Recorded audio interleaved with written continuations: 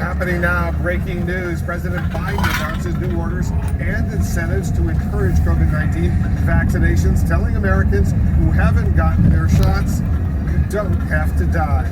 Also tonight, the nation's capital joins the growing list of cities reimposing mask mandates as the Delta variant rages. It's more fuel for Republican revolt against mask rules. And Congress approves $2 billion in funding aimed at better securing the U.S. Capitol after the deadly insurrection. I'll ask the Capitol Police Chief about his top priority to prevent a repeat of the riot. Welcome to our viewers here in the United States and around the world. I'm Wolf Blitzer. You're in The Situation.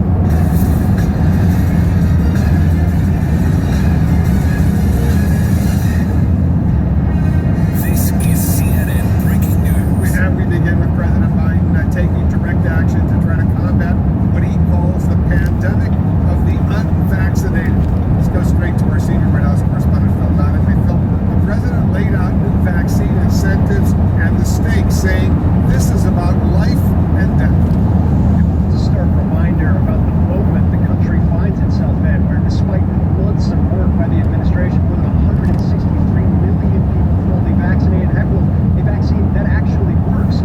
There is still major problems. When you look at the data, there's backsliding across the country in hospitalizations, in cases, and even deaths. Now the president is moving to try and address it. We need some straight talk right now.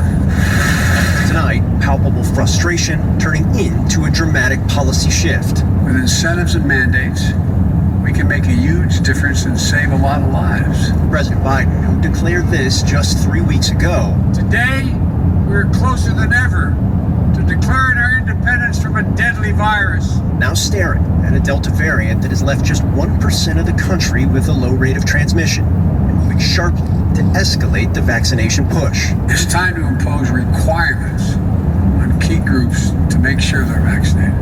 Requiring federal workers to attest to being vaccinated or face stringent testing and mitigation protocols, paired with new incentives, including federal funds for local officials to pay $100 to newly vaccinated Americans. If incentives help us beat this virus, I believe we should use them. The scale of the policy shift matched only by Biden's shifted message, removing all subtlety from why the country is back in a moment of surging cases, hospitalizations, and death. Those were people who were going to understand that getting vaccinated made a gigantic difference. And what happened was, the new variant came along, they didn't get vaccinated, it was spread more rapidly, and more people were getting sick. That policy shift matching that of the private sector, where an array of blue chip companies from Silicon Valley to Wall Street are imposing vaccine mandates on employees, or in the case of famed restaurateur Danny Meyer, even just to eat in their popular restaurants. If you really want to go unvaccinated, you can dine somewhere else, and you can also go work somewhere else. Billionaire businessman Ken Langone mincing no words. You get the FDA to say it's final, it's approved, and I can guarantee you all the places I'm involved in, if you don't get vaccinated, you will get fired. You have an obligation to your fellow man to protect him as well as yourself. White House officials viewing the federal requirement as a roadmap of sorts for the private sector, privately hoping it pushes even more companies towards those mandates, officials say, all as the Delta variant continues to surge cases, hospitalizations, and death. That reality, however, appears to at least somewhat have contributed to an uptick in vaccinations in recent days, with numbers hitting levels in the last 2 days that hadn't been reached since the start of the month. But with more than 100 million Americans still unvaccinated, no question about the increasingly bumpy road ahead. This is no time to be despondent or let our guard down. We just need to finish the job with science, with facts, with the truth. And together as Americans, we're going to be able to beat this.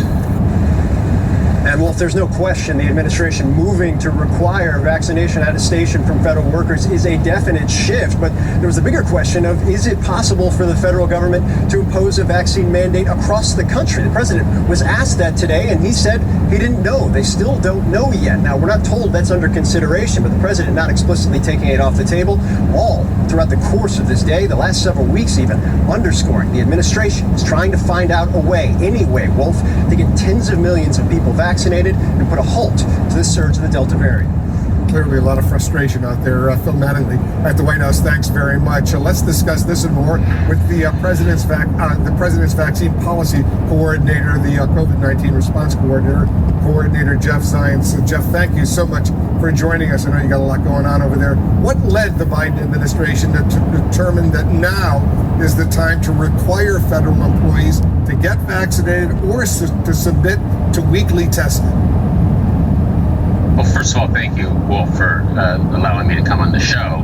I think it's important to start with how much progress we've made over the last 6 months. 163 million, more than 163 million Americans fully vaccinated, which means they have a high degree of protection against the COVID virus. As President Biden talked about, this is now a pandemic of the unvaccinated, so we need people to get vaccinated. We have seen an acceleration in the number of people getting vaccinated, which is good news, but we need more. We need everybody to get vaccinated, and the president deciding to have a mandate in the Veterans Administration hospital healthcare system that all doctors and nurses get vaccinated is part of what we believe is right to protect veterans, and it's consistent with what many healthcare systems are doing across the country. The system where if an individual attests to being vaccinated, they are able to come back to work in a straightforward fashion, versus if they refuse to get vaccinated or refuse to attest to being vaccinated, it's a difficult system of regular testing, masking, social distancing, and you can't travel for work. Why? To protect people, but also to incent people to get vaccinated. And this serves as a model for private employers and other institutions. And as we heard in your opening, many are following suit. And that's good news. Everything we can do to incent people and where appropriate require people to get vaccinated, the more people we get vaccinated, the faster we beat this pandemic. Which is true, Jeff, but what happens to those who refuse to comply? There are millions of federal employees, millions of federal contractors out there, and many of them don't want to get the vaccine. What if they refuse to get the vaccine? What if they refuse to get tested every few days? Do they get fired? Well, first of all, I think you point out a very important thing, which is the president not only called on federal employees, but also those who want to do business with the federal government will need to have these types of standards, these types of models, these types of systems in place. We believe people will get vaccinated. It's the right thing to do.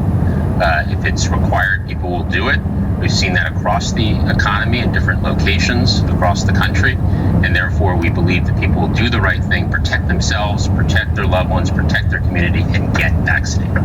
Why isn't the president ordering all military personnel, he's the commander-in-chief, to get vaccinated? We did some checking. As of early July, only 58% of the U.S. Marine Corps had been vaccinated, Army 70% vaccinated, Navy 77%. Why not mandate that all U.S. military personnel get the shots just as they're required to get other shots? Well, Wolf, it's a good and timely question. Across the military, the vaccination rate is about 70%. It's picked up quite a bit across the last couple of months, which is the good news. Today, the president asked Secretary Austin to come back with a recommendation as to vaccination requirements across the military, as vaccines, many vaccines are already required in the military. So Secretary Austin will make that recommendation in short order. Can you define short order? I think in a matter of certainly the next few weeks. All right. The president also left open the possibility that the federal government could require vaccines for all Americans. Is that something the administration right now is exploring? No, that's not an authority that we're exploring at all. I think what the president was referring to is his Justice Department has said that it is legal for employers to require vaccination. And there are, as we've talked about here at the top, many businesses, local governments stepping up, requiring vaccination, or following the type of system that we talked about, which is that those that are vaccinated have a straightforward path back to work. Those who are not vaccinated need to go through regular testing, masking, social distancing, and other requirements. The president says mask requirements depend on the level of vaccination out there. But just 2 days ago, the CDC director said it depends on case rates. Which is it? Because Americans right now are understandably confused. Well, let's be clear that this need to, in certain locations, mask up again, is driven by the Delta variant. It is much more transmissible. It's much more contagious. So the guidance from the CDC is that if you're in an area with a high level of cases, you should mask in indoor public settings. What the president's referring to is disproportionately those areas that have high case rates are those areas that have lower levels of vaccination. But the CDC guidance is clear. If you're in an area that currently has high levels of cases, everyone should mask in an indoor setting. But you understand why this is confusing to millions of Americans out there, right? Well, I think the thing that's changed here, Wolf, is the Delta variant and how transmissible and contagious it is. So we're following the science here. The president said from the beginning he will always follow the science and the facts. And the CDC recommends in those areas of high transmission where cases are high, given the contagious nature of the Delta variant, that people do wear masks indoors. What we need to do is get people vaccinated, beat this pandemic, drive cases down, and then we can be back to no masking. But in this situation with the Delta variant, the prudent right thing to do, following the science, is for people to wear a mask in those locations where the case rates are high in indoor settings. The president says as of now, Americans do not need booster shots. But as you know, the Israeli government today announced it's recommending a third booster dose of the coronavirus vaccine for people over the age of 60. Why is the White House saying otherwise? Why is the president reluctant to go forward with that announcement right now? Well, let me be clear. This is not the White House. This is the FDA, its scientists, which I think everyone would agree is the gold standard.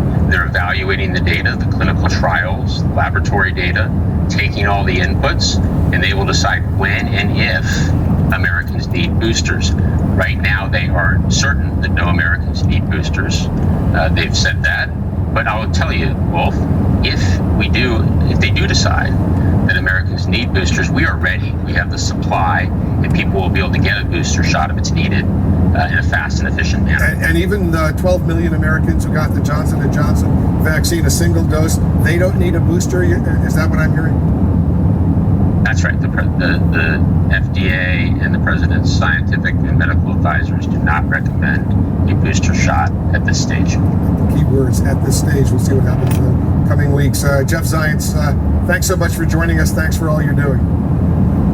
I appreciate it, Wolf. Thank you. Thank you. Just ahead, we're going to take you to some COVID hotspots around the United States to see how officials are fighting or dismissing the surge of infections among the unvaccinated.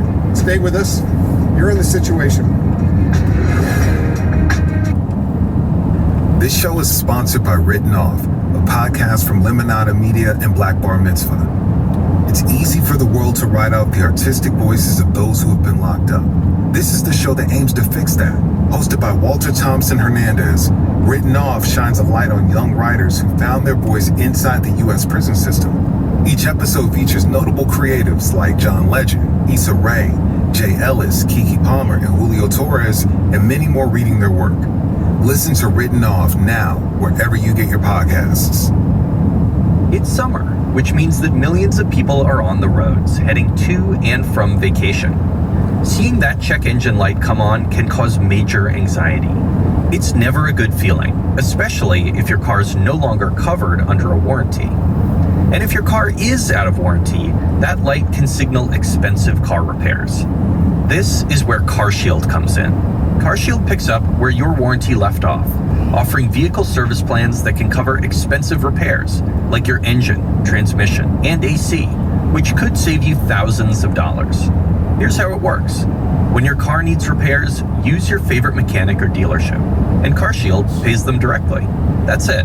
It's not just a protection plan, it's peace of mind. Get a free quote by calling 800-416-6522 or visit carshield.com. That's 800-416-6522 or carshield.com to get your free quote. The resurgent coronavirus pandemic is forcing cities all across the United States to confront the threat posed by the Delta variant. Let's get an update from Florida right now, where hospitals are filling up as the COVID crisis escalates. CNN's Leila Santiago has the latest. Leila? Wolf, Governor Ron DeSantis is doubling down on his stance when it comes to masks. He does not believe government or school officials should be requiring students to wear them in the upcoming school year. That said, where I am right now in Broward County, the school board decided to require masks for the upcoming school year, given the new CDC guidelines. Let's move a little further south. Miami-Dade, the school board there is also going back to the drawing board after those guidelines came out, and they too are reconsidering how they will move forward when it comes to mask policies for the upcoming school year. We checked in with a handful of districts, and many of them sort of echoed that sentiment that they are now trying to figure out how they will move forward with mask policy for the upcoming school year, given what the governor is saying, given what the CDC guidelines and what is best for their students. Wolf? Leila, thank you very much. Let's get an update right now on the situation in Chicago, where a massive music festival is requiring proof of vaccination or a negative test to attend. CNN's Adrian Broadus has details. Adrian, tell us what you're learning. Wolf, despite the rising number of COVID cases, that could not keep this crowd behind me away from Lollapalooza. If ticket holders want to get inside, they will have to follow a few rules. First, if you're vaccinated, you have to show proof. So bring a printed version of your vaccine card. If you don't have the COVID-19 vaccine, you will be required to obtain a negative COVID test at least 72 hours prior entry. Some people are concerned events like this will be a super spreader event. The city's top health officials said there's always that risk. There is a chance we could see a spike in the number of COVID cases, not only here in Chicago, but across the state. But she said she feels confident and comfortable because the event is outside. Tonight, Miley Cyrus is taking the stage. Wolf? All right, Adrian, thank you very, very much. Let's go to Atlanta right now, where a new mask mandate has just been announced. And it's Natasha Chen is on the story for us. Natasha, give us the latest. Wolf, the Atlanta mayor, Keisha Lance Bottoms, issued an executive order yesterday requiring masks or face coverings in all indoor public spaces. That includes private businesses. A press release from her office says this is in response to an uptick in COVID cases, the impact of the Delta variant, and new CDC guidance. The city of Atlanta falls in both Fulton and DeKalb counties, areas designated as having high levels of community transmission, according to the latest CDC data. This follows the Savannah mayor's emergency order on Monday, also requiring masks indoors. Mayor Van Johnson said yes, effectively, this punishes the minority of people who are vaccinated due to the inaction of the majority of people who did not do so. But Georgia Governor Brian Kemp tweeted yesterday there would not be any lockdown or citywide mask mandate. Georgia's 7-day rolling average of new cases is at its highest level since early March. All right, Natasha, thank you very much. Let's get some more on today's coronavirus developments. I want to bring in the Dean of the Brown University School of Public Health, Dr. Ashish Jha. Dr. Jha, thank you so much for joining us. As you heard, President Biden just told Americans that if you're in an area with high levels of vaccination, you don't need to wear a mask, but the CDC says it depends on case rates. Can you set the record straight for us? A lot of us remain confused. Yeah, absolutely. Well, thanks for having me here. So the CDC is right. It really should be driven by local transmission or case rates in your community. The more infections you have, the higher the risk for everybody.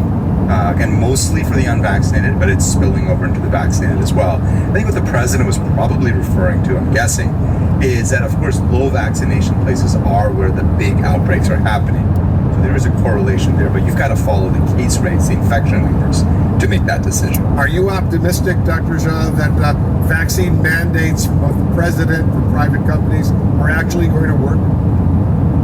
I am. You know, the experience so far has been really terrific. We saw this with one of the leaders, Houston Methodist in Houston, Texas. 99+% of their employees ended up getting vaccinated. We've seen that at universities, including the one where I work, where almost everybody's getting vaccinated. So I think that these mandates are really going to make a big difference. But these mandates, some fear, are too little too late because the U.S. is now averaging nearly 64,000 new COVID cases each day. That's a 59% increase from last week alone. Yeah, there's no doubt about it. Like, things are pretty tough right now. We've seen a massive increase in infections during this month. I wish we had done these mandates a month earlier. That would have made a bigger difference, but even doing it now will help. Ultimately, Wolf, it's going to be high levels of vaccination that's going to bring this pandemic under control. I think the other things we are doing right now will help in the short run. I do think the mandates are going to be a part of that long-term solution. The president says, as of now, and you heard it in his speech, Americans do not need booster shots. Israel is now recommending that people over the age of 60 get a third booster dose. How will we know when we need to get these boosters? Those of us who have had the 2 shots 5-6 months later, is it time to get a third shot?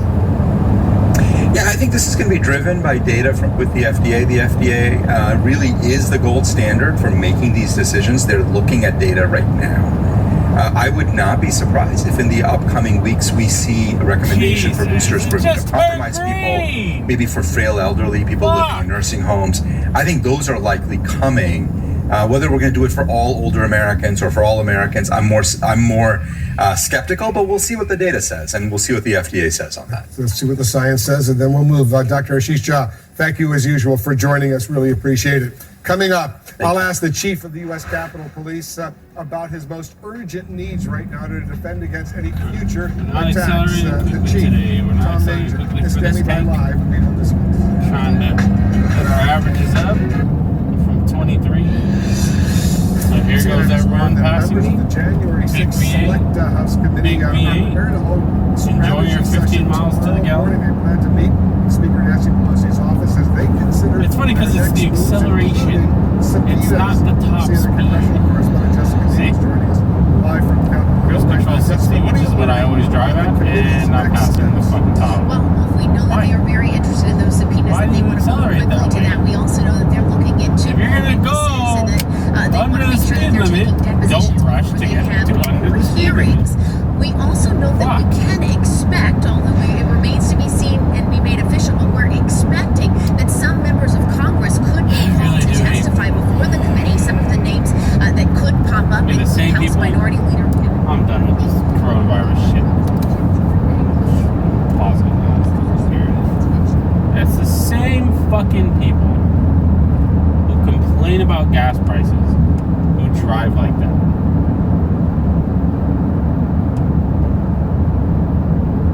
Yeah. People will never get it.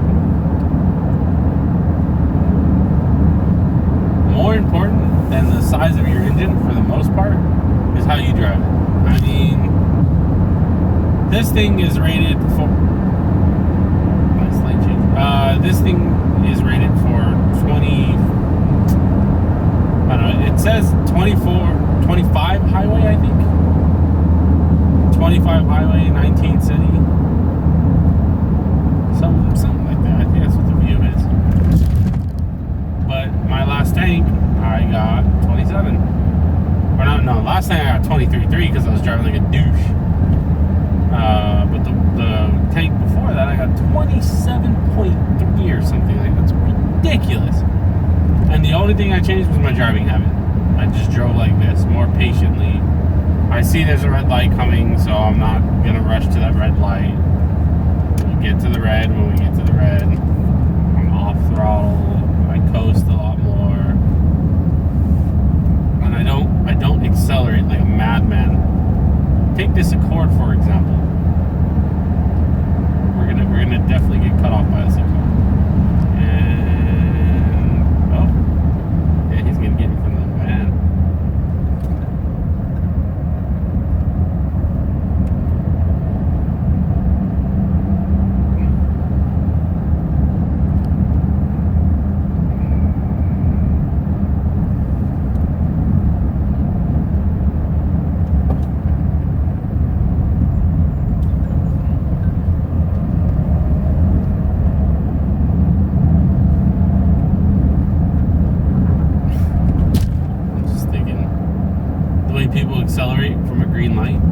versus the way they take on-ramps is it's fucking Jesus fucking Christ, it's so bad. People will get onto the on-ramp, and if you don't know, it's called a fucking acceleration ramp. You're supposed to accelerate. The place where you are supposed to put your fucking foot down, these fucking dipshits don't put their foot down. But then when you're going light to light and there's just no fucking need to put your fucking foot down, you know, they're like 75% throttle just to go 5 under the limit. What are you doing? Fucking hell. It's so weird.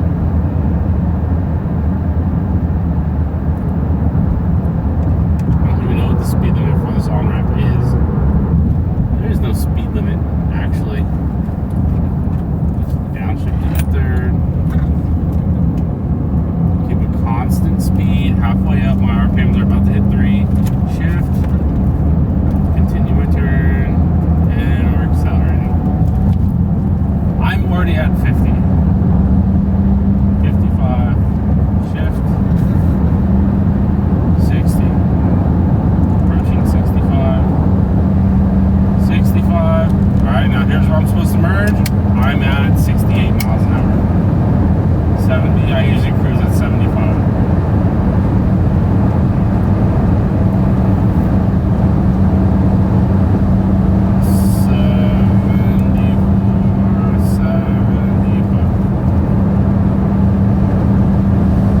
I think the problem with the view is,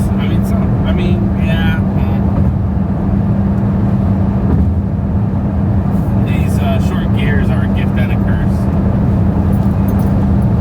They can really, makes it easier for this underpowered car to get up to speed. But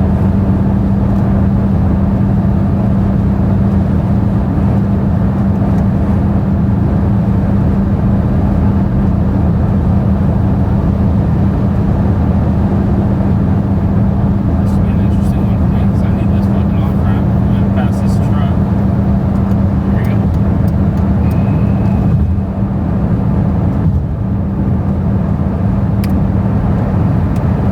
Now the off ramp, this is my fault. I always fly through this corner just because it's fun for me. But I'm gonna do it the speed.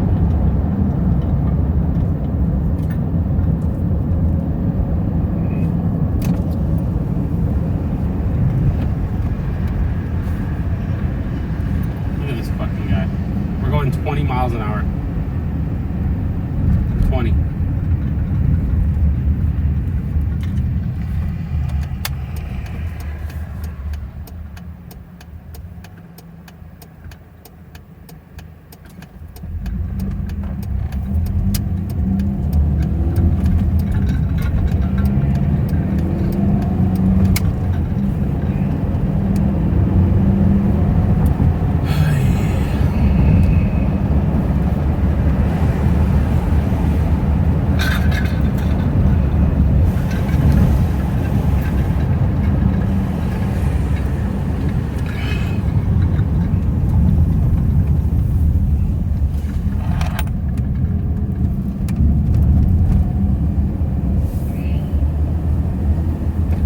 So far we're at 170 miles driven. And we've just dipped just under the first quarter of the tank. So we're on track. After tomorrow, 70, 80, 90, 100, 110, 127. So it should be at like 127, probably 128 to the half. We might even be over the half.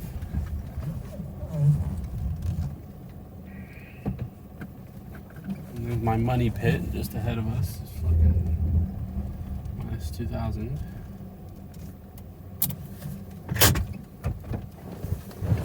There it is.